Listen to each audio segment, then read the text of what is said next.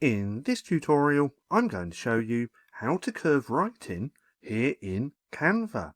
Now, Canva makes this incredibly easy to do because of their features. So if we come to here, I've got this text just here. Now, what we want to do is simply click onto our text. Then we can come up to the effects button just here in the toolbar.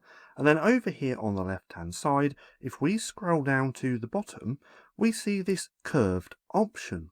Now, if we click on there, the writing is now going to get curved. And if we scroll down a little bit more, once we've clicked on this curve box, we can then play around with this bar just here. Now, increasing this is going to increase the curve, just like that, and decreasing it is going to make the curve go the other way, just like that. We can also play with the minus and plus icons just here, or simply type in a curve. Let's put 45, click enter, and as you can see, we can do it that way as well.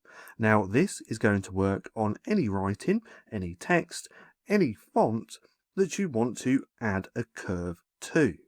But nonetheless, that's just how simple it is to curve writing here in Canva. Now, if you found this video helpful at all, then please consider giving me a like, as it really helps out the channel. And if you're not too sure what to watch next, click right here and watch this playlist.